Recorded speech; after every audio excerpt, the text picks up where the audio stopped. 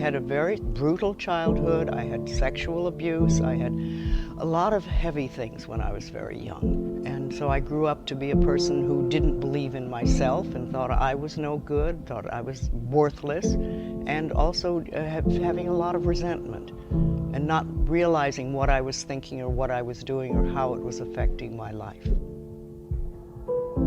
One day I heard somebody say, if you're willing to change your thinking, you can change your life. And I thought, really? Really? Is that possible? So I started to explore. And then I kept studying and learning. And as I learned, I would teach other people. Well, the thing was, I was teaching workshops at the time. And I said to myself, if I could just put this workshop on paper, I could help more people. But I did. I took a little time off and I put the workshop into book form. And I had no idea that life would take it where it has taken it. One of the pioneers of the self-help movement, Louise Hay. In 1984, she started a small company in her living room with 2 self-published books, and now she oversees a publishing empire. Her international bestseller, You Can Heal Your Life, has sold over 30 million copies and has been translated into 25 different languages.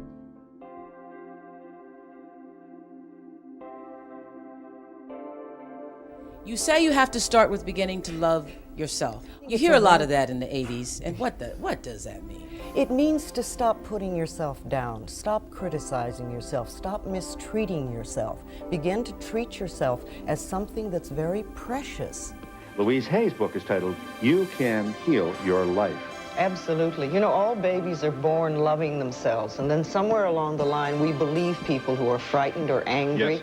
and we start to think that we're not good enough. And very often we mistreat ourselves because we don't feel we're good enough. What is this? What is affirmation? Affirmations are every statement you ever make, everything you say. But when you do an affirmation, it means you make a positive statement to create something you want in your life. That's why I like to teach people to love themselves, just to love and adore who you are. Does that work if you really aren't loving life so much? Yes, but you have to get there. And I think of affirmations as like planting seeds. You put the seed in the ground and give it a chance to grow. You say, I love you. You know, I wrote my first book, there was no self-help section in the bookstores. And now it's the fastest growing one in all the bookstores.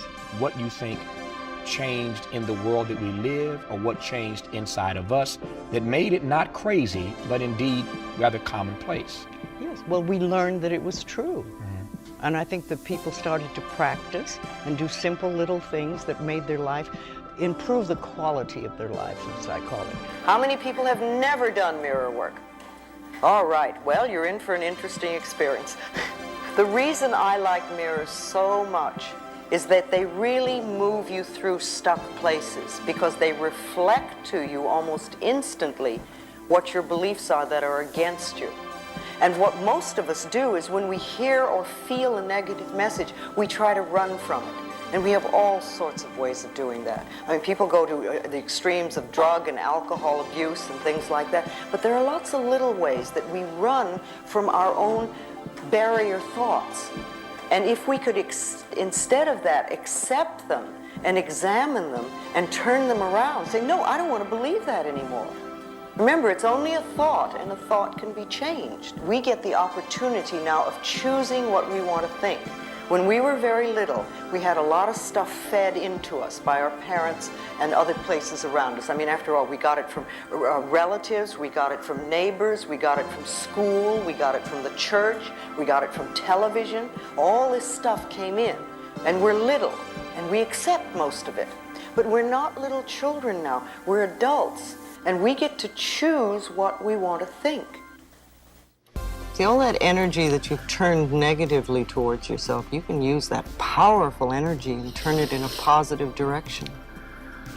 I really love this person. I want to. You have my permission.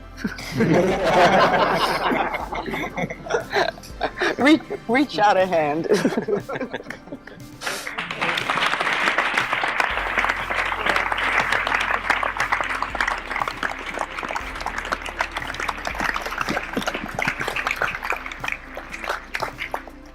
We all have pain of one sort or another, even those who had very wonderful lives, we all carry some sort of pain.